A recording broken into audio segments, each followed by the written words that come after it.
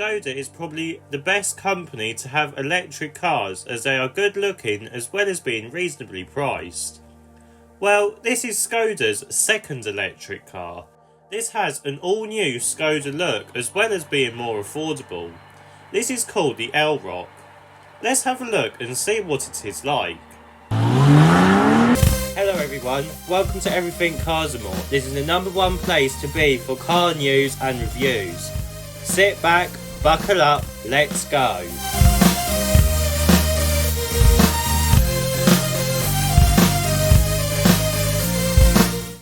So the styling of the new Skoda Elroq is similar to the old design, but it has slightly gone more upmarket.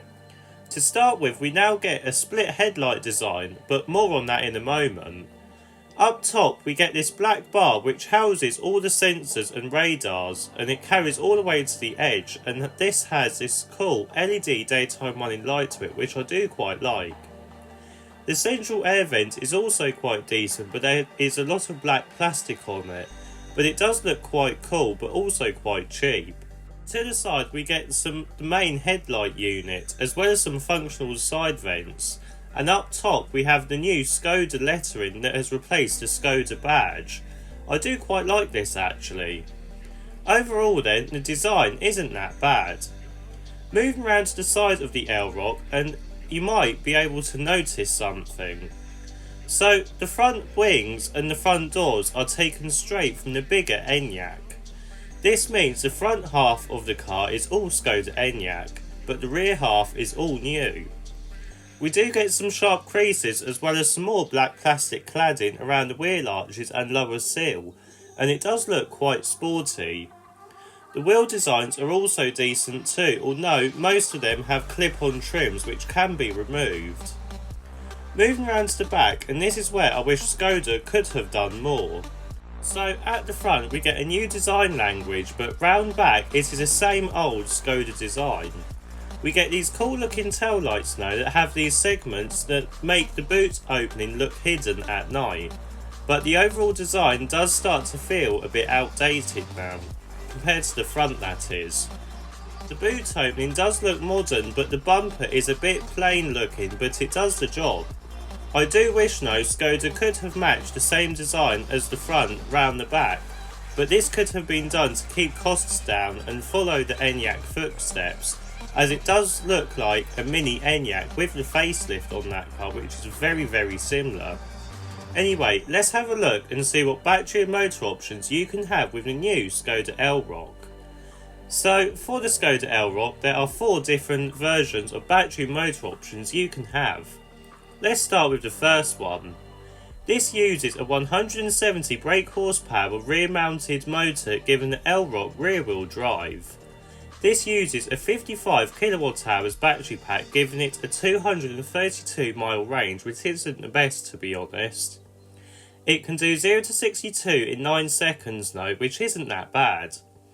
The next version would be the best base model to go for, and this has a 204 brake horsepower rear motor driving the rear wheels. It also has a bigger battery pack at 63 kWh, increasing the range to 265 miles, which is much better. 0 to 62 is also down to just 8 seconds too.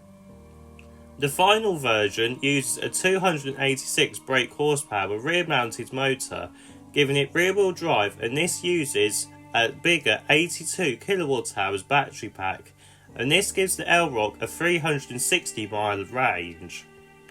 This reduces the 0 to 62 time even further to just 6.6 seconds, which is quite good. Right, now it's time for the sporty version, the VRS. This uses a dual motor setup with 335 brake horsepower. In fact, it is the same one that's found in the Enyaq VRS, surprise there. It also uses the same battery pack at 82 kWh. 0 to 62 though is done in just 5.4 seconds, which makes this the quickest VRS car ever. It also has 4-wheel drive too. The price of the new Skoda Elroq starts at £29,660, which is quite good, and I can forgive its low range model because of this. It does make this car really competitive too. Right, let's have a look and see what the interior is like. So, climbing inside the new Skoda Elroq, and to be honest, it doesn't feel very new. Again, this is because the front half is based on the Enyaq, and so is the interior for that matter. To start with, we get a lot of fabric on the dashboard which is soft to the touch, and is quite premium looking too. You also get a small digital instrument cluster in front of the driver which I do quite like, and it is fairly easy to use. The infotainment system is the latest MIB4 software that is exactly the same as what you will find in the Volkswagen. If you want to see my review on that, then click in the top right hand banner now. Lower down we get some premium materials as well as some shortcut buttons. The centre console is also quite premium and it does have a few storage areas. And I also quite like the fact that the gear shift is taken straight from the Audi e-tron GT RS. The seats are also comfy yet supportive, but what I don't like is the steering wheel. Now, this steering wheel came out on the Octavia back in 2019 and it looked cool and futuristic being a 2-spoke design, but it actually looked like a 3-spoke. Now no, they have ruined it, in my opinion, by removing the Skoda badge and putting the Skoda letter in. To me, this makes the steering wheel look cheap and plasticky, which I don't quite like, to be honest. It more looks like what the Dacia steering wheels used to look like. This is a big shame, as I do like the overall design of the steering wheel, and I do hope they bring the logo back soon or change the steering wheel design so it fits better with the lettering, so it doesn't look cheap. Anyway, with my rant over, let's have a look and see what the rear seats are like. So, getting into the back seats, and practicality wise it is quite good still, considering that this is smaller than the Enyaq. You get a lot of legroom and even headroom, and you also get a lot of storage in the middle with a removable storage box, and you also get an armrest, air vents and even some phone pockets too. You can also sit 3 people in the back in comfort too, which is quite nice, and the outer seats also have isofix points. Right, let's have a look and see what the boot is like. So, opening the boots in the new Skoda Elroq, and this is where we can see the main difference compared to the Enyaq. With the seats up, the Skoda Elroq gets 470 litres of boot space.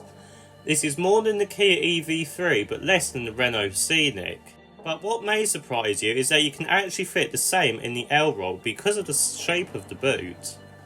It is less though than the Enyaq at 585 litres. Folding the seats down, this increases to 1,580 litres, but compared to the Enyaq with 1,710 litres. Overall though, it's not too bad. So in summary then, what do I think of the new Skoda Elroq? Well, the design at the front is much more modern and still Skoda-like, but it just feels like that Skoda didn't try enough on the side and rear, considering they copied the bigger car quite literally. The interior is okay, but again I would have liked to have seen the changes that the new Kodiaq has with the 3 dial setup to make it easier to live with. Practicality is good though for this type of car, and for what you are getting you could almost forgive its issues that I have with it. I will admit though the petrol Skodas do still look better though, but we can have to wait and see what the other electric Skodas look like when they come out in the next few years.